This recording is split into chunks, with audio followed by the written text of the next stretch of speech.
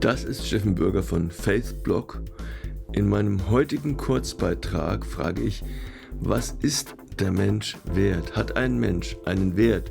Und wenn, wie ist der Wert eines Menschen messbar? Wenn man in den gängigen Suchmaschinen recherchiert, dann findet man den Materialwert eines Menschen.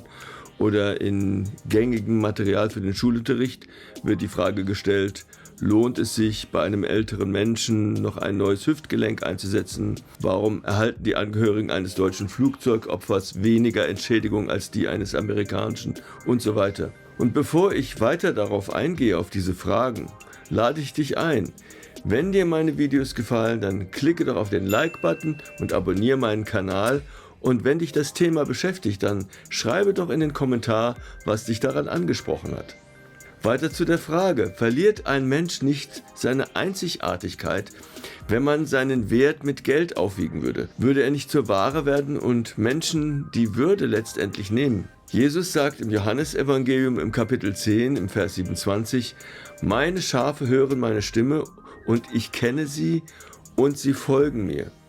Und ich gebe ihnen das ewige Leben und sie werden nimmermehr umkommen und niemand wird sie aus meiner Hand reißen. Was mir mein Vater gegeben hat, ist größer als alles und niemand kann es aus des Vaters Hand reißen.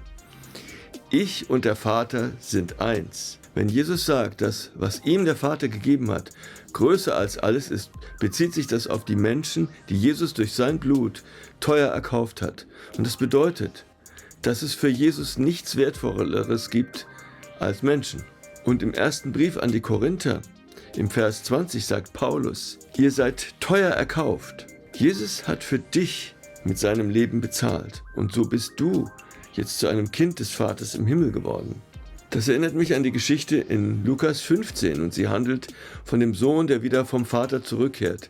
Sie ist bekannt unter dem Titel Der verlorene Sohn und eigentlich müsste sie der zurückgekehrte Sohn heißen. Dieser Sohn bekommt, als er zurückkehrt und ein Leben geführt hat, was dem Vater nicht gefallen hat. Er bekommt das beste Kleidungsstück und einen Ring, weil er vom Tod in das Leben zurückgekehrt ist. Und genau dasselbe tut Gott auch mit dir. Er gibt dir neue Kleidung und Schmuck, um dir deinen Wert zu zeigen. Vollkommen weiße, saubere Kleidung. Und als Ehre gibt er dir eine Krone und einen Siegelring. Das sind geistliche Bilder für die Wertschätzung, die dir der Vater entgegenbringt. Er hat dich erkauft und du gehörst ihm. Wer bist du? Du bist teuer, für einen Menschen unbezahlbar, weil Jesus für dich bezahlt hat. Er hat dich teuer erkauft. Er hat dich erkauft, weil er dich gewollt hat. Er hat dich, so wie du bist, erkauft durch sein Blut. Du bist für ihn nicht weird. Das ist ein englisches Wort für sonderbar. Also du bist nicht für ihn weird, sondern wert. So wie du bist du von ihm erkauft worden. Du gehörst nun ihm. So geht er nun mit dir den Weg. Keiner kann dich aus seiner Hand reißen, denn er hat für dich bezahlt. Du gehörst ihm. Du gehörst nicht mehr dir selbst. Du gehörst jetzt Jesus. Das ist das Wort. Du gehörst ihm und keinem anderen. Und vielleicht kannst du das mit mir sprechen, wenn du es glaubst. Ich gehöre ihm, also Jesus Christus, und keinem anderen. Weil ich ihm gehöre, geht er mit mir den Weg und kein anderer. Er bestimmt, was mit mir ist und kein anderer. Jesus sagt, meine Schafe hören meine Stimme und ich kenne sie und sie folgen mir. Und ich gebe ihnen das ewige Leben und sie werden nimmermehr umkommen und niemand wird sie aus meiner Hand reißen. Was mir mein Vater gegeben hat, ist größer als alles und niemand kann es aus des Vaters Hand reißen. Ich und der Vater sind eins.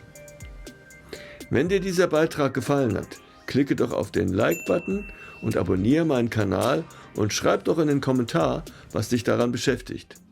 Das war Steffen Bürger von Faithblog und ich wünsche dir eine Mega-Woche mit vielen Erfahrungen, die dir zeigen, wie wertvoll du bist. Tschüss.